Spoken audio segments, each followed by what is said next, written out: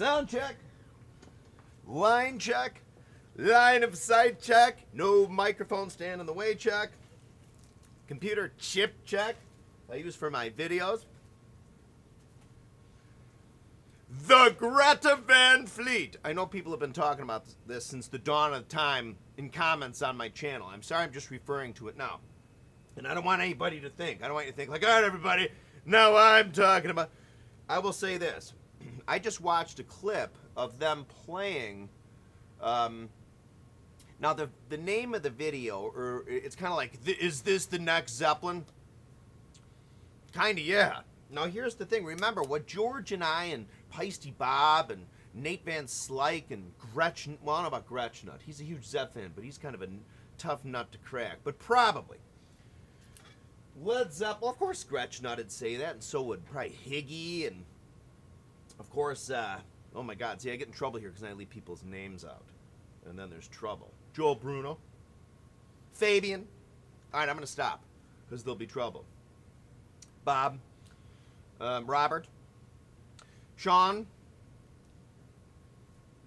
Wally. But here's the deal. Led Zeppelin and Bonham. Well, Bonham is its own sound, is its own style, okay? And even Led Zeppelin band is a style. It's a style of playing.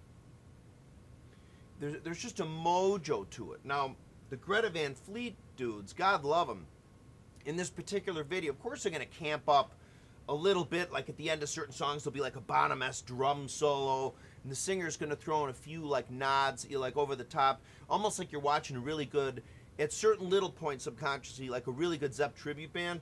But the fact of the matter is, these guys are really playing the SHIT out of their instruments, man. And their sound is great. This video that I'll post the link to is This Is the Next Led Zeppelin or whatever. Listen to the sound of these drums and all the instruments, in fact. It's pretty neat, man. I mean, there's no click tracks, there's no sequencers, it's just a jam. Not even, I mean, in the Black Sabbath, just 1967 Cream, Zeppelin-y, Hendrixy, like that. 3-4 folks, whether guys or gals, on a stage, couple piping hot condensers around and just jamming it out solidly and tastefully. There's hope after all. Isn't that just terrific?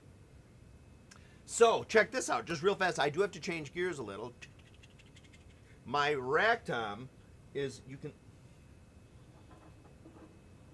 my rack tom 10x14 is now mounted. I have a few more threads on it. It's now mounted on my drums. No, this is not my Peisty 2002. I really want to get my hands on a Peisty 2002 medium model, a 24, and I used to have one of those, and I foolishly sold it.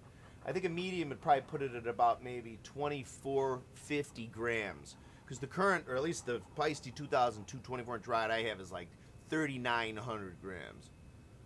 Wait, I'm sorry, I didn't mean to say 2450. I meant to say like maybe 3450 or 3300 grams. Okay, so check this out, man. Here it is. This is an RCI 6-lugger top, 6-lug bottom.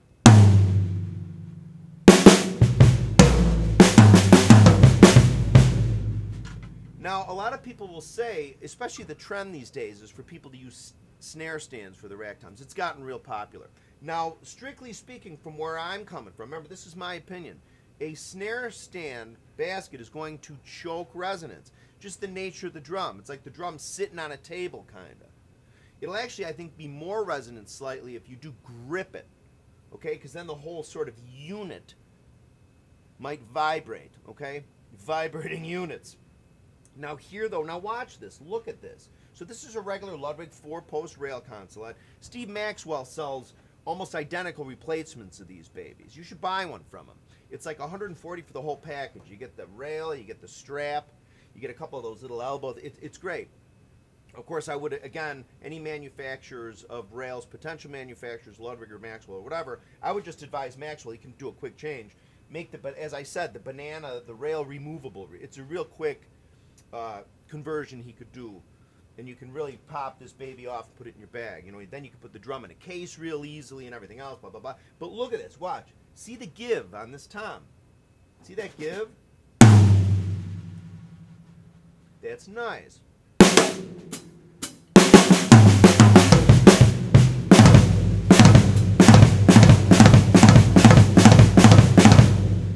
Hear how in the sweep, how loud that rack tom is?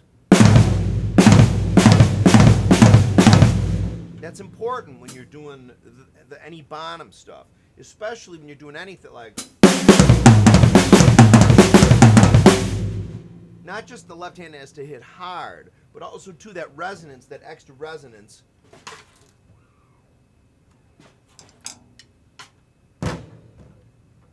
Helps, okay? And again, it's kind of like people will poopy all over, especially even like some of the old Rogers was really heavy duty, the old Swivomatic.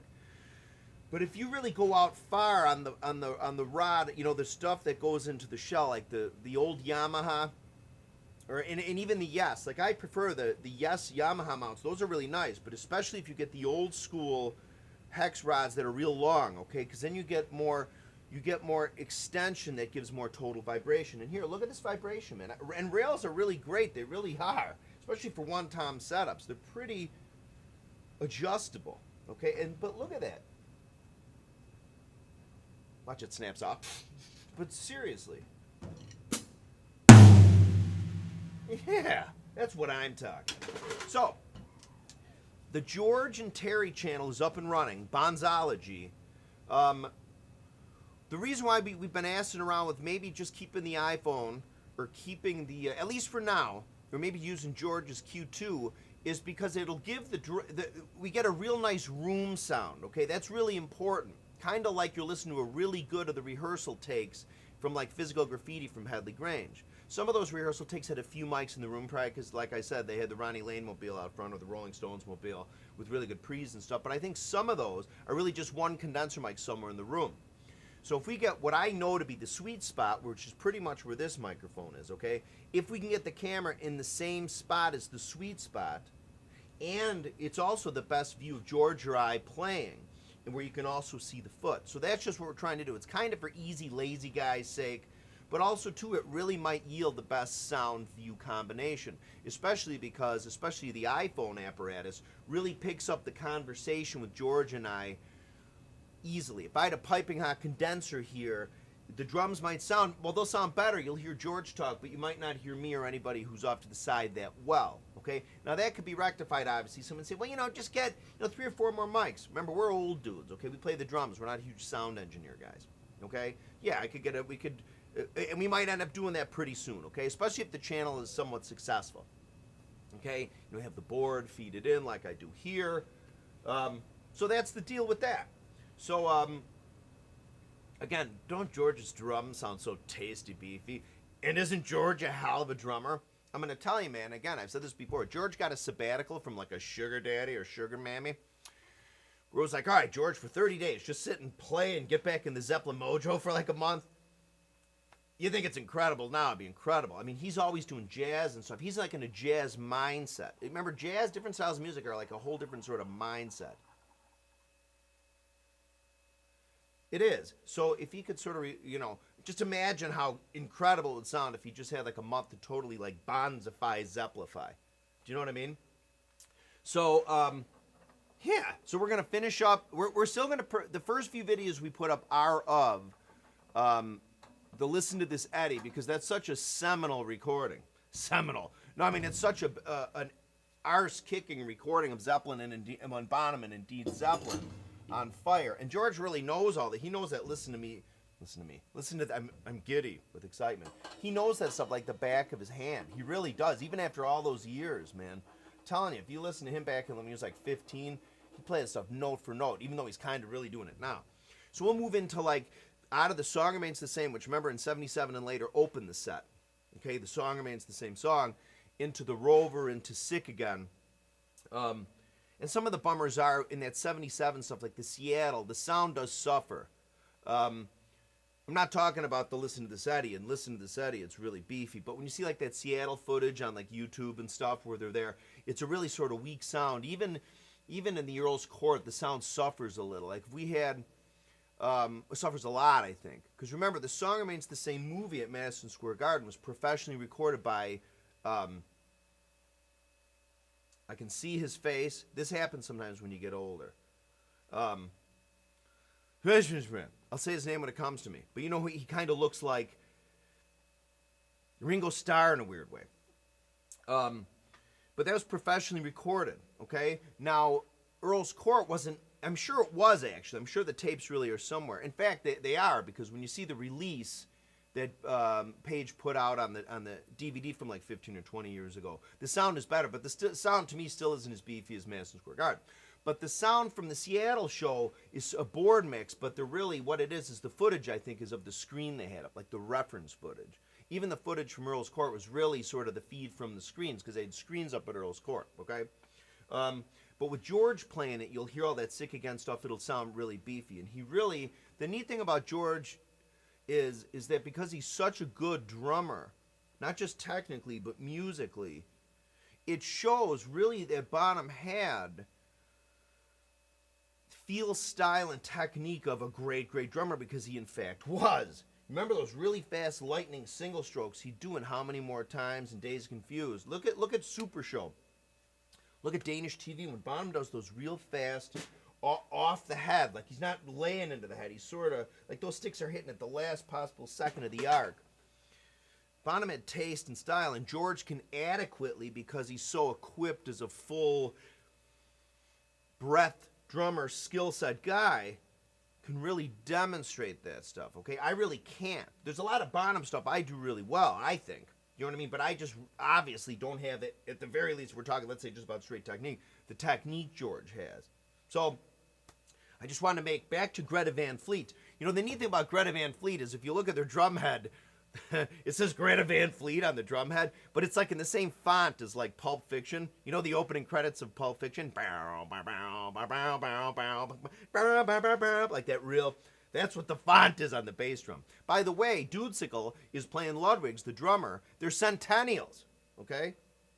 Ludwig should be aggressively pursuing that person, you know? Get him a set, you know, the centennials sound great, and they're great drums. But if you could get him maybe a set of classic maples, you know what I'm saying? Anyway, and listen to his snare drum sound in this, again, this link I'm going to put in the video. Listen to that, man. Listen to the drums there, especially his freaking snare sound. I think there's like, just like an... Not even an 8kg. I think there's like, what are those Audio Technica mic above him, you know? I remember, so much of it is in the way you have the drums tuned and played, okay? A lot of rim shots, okay? Anyway, back with George soon. Back with me soon with more videos. Please subscribe if you haven't with the button down. So if you're looking at me, the button's probably like over there. Just give it a quick click if you're signed in. And thank you again for my subscribers. And I get a lot of nice emails from people and messages of people who really, really enjoy my videos. The feeling is mutual. I love making them. I feel a connection to people. You know, life can be hard. You know, you really need sort of a mutual understanding between like teacher, entertainer, and fan. Do you know what like? There's like, because the fact of the matter is we're all real people. Seriously. This is how I am all the time. That's kind of the thing. Like, I realize if I'm just myself playing the drums and I think there's a camera there, it's a good psychological study. You know, maybe if I totally lose my mind in a few years, it'd be a great study for like a couple series of videos on YouTube. Like, Terry Keating started posting videos in 2008. You can see how wooden I am. And hi, everybody. And then suddenly by 2016, 2017, he's like, hey, and he's starting to go. A little bit of the Creutzfeldt-Jakob effect happening. Hopefully that's not the case. So here, I'll end with a...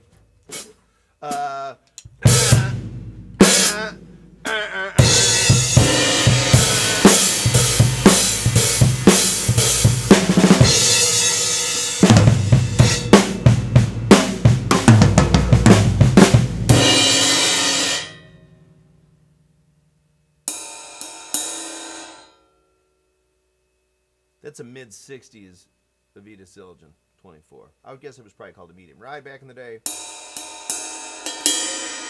It's actually a damn nice cymbal. All right, so thanks for watching. More videos on the way.